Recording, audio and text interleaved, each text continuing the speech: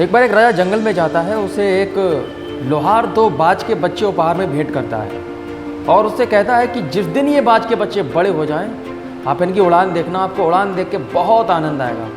राजा बहुत खुश हुआ उस उपहार से और उन दोनों बच्चों को अपने साथ ले आया और नौकरों से बोला कि इन दोनों बच्चों को अच्छे से पाल और परवरिश करो, जिस दिन ये बड़े हो जाएं तो मुझे बताना, मैं इनकी उड़ान देखना चाहता हूँ।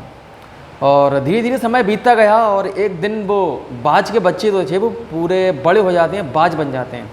फिर एक नौकर आता है राजा के पास और बोलता है कि अब वो बच्चे बड़े हो चुके हैं, आप चाहो तो उनकी उड़ान देख सकते हो। राजा बोलता है ठीक है, कल सुबह मैं आता हूँ और इनकी उड़ान देखता हूँ। और राजा जैसे ही सुबह को बगीचे में पहुँचता है तो दोनों बाजों को जब उड़ाने की बारी आती है तो वो दोनों बाजों को उड़ाता है तो उसमें से एक बाज तो उड़ जाता है, लेकिन दूसरा बाज वहीं डाल पर बैठे रहता है जहाँ पर वो शुरू से बैठा रहा था। लेकिन ये देखकर राजा को थोड़ा सा आश्चर्य होता है कि यार ऐसा क्यों हुआ। राजा कहता है ठीक है, मैं कल आता हूँ, अगले दिन आता हूँ, फिर मैं इनकी उड़ान देखना चाहूँगा। तो अगले दिन सेम यही कंडीशन होती है, एक बाज उड़ जाता है लेकिन दूसरा बाज वहीं उस डाल पे बैठा रहता है।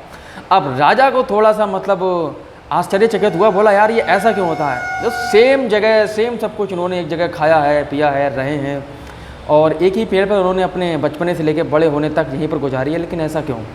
राजा अपने पूरे दरबार में कह देता है कि जो भी इस बाज को उड़ाएगा मैं उसे इनाम दूंगा। लेकिन दरबार के बहुत सारे लोग आते हैं और वो उस बाज को नहीं उड़ा पाते हैं।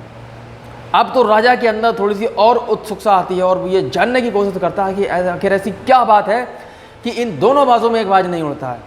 उसने दूर दराज के दरबारों में और बहुत सारे लोगों में ये ऐलान करवा दिया कि जो भी इस बाज को उड़ाएगा मैं उसे उसके बराबर सोने के सिक्के दूंगा।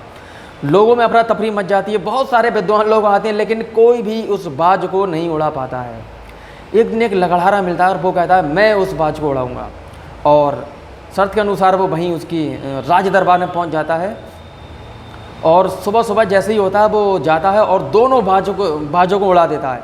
अब उसे दरबार में पेश किया जाता है और राजा उससे पूछता तुमने ऐसा क्या किया जो अच्छे अच्छे विद्वान नहीं कर पाए, उस बाज से ऐसा तुमने क्या कहा वो उड़ गया तुम्हारी बात सुनकर ही। तो लकड़हारे ने एक बहुत ही छोटी सी बात कही और आप भी इससे बहुत कुछ सीख सकते हो मेरे दोस्तों अपनी लाइफ में। उस लकड़हारे ने कहा कि ये दोनों बाज एक ही जगह पले, एक ही जगह बढ़े, सब कुछ एक साथ रहना खाना, एक ही पेड़ एक ही डाली।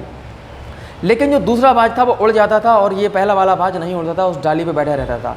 मैंने कुछ नहीं किया, मैंने उस डाली को ही काट दिया जिस डाली पे ये बैठता था, और इसकी मजबूरी थी या तो डाली से नीचे गिर जाता या फिर ये उड़ता। तो उस बाज के उड़ने का कारण यही था, उससे वो डाली उसकी एक ऐसी माइंड उसका सेट हो गया था, उस डाली को नहीं छोड़ना चाहता था। तो मेरे दोस्तों हमें ये सीख इससे ये मिलती है कि आपकी भी ज़िंदगी में, आपकी भी लाइफ में और आपकी भी सक्सेस में बहुत सारे ऐसे लोग होते हैं जो आपको कहीं ना कहीं उस डाली की तरफ रोके हुए हैं। तो यार छोड़िए उन लोगों को, दूर करिए उन लोगों को और एक उड़ने वाला बाज बन जाइए। तो इस कहानी से हमें सबसे अच्छी यही सीख मिलती है कि इस दुनिया में कभी भी कोई भी ऐसी आपके पास रुकावट हो तो उसे आप अभी, चाहे वो आपका दोस्त हो कोई भी हो, उसे आज ही छोड़ दीजिए। जिस दिन आप सक्सेस हो जाएंगे वो खुद आपके एक दिन पीछे पीछे आएगा।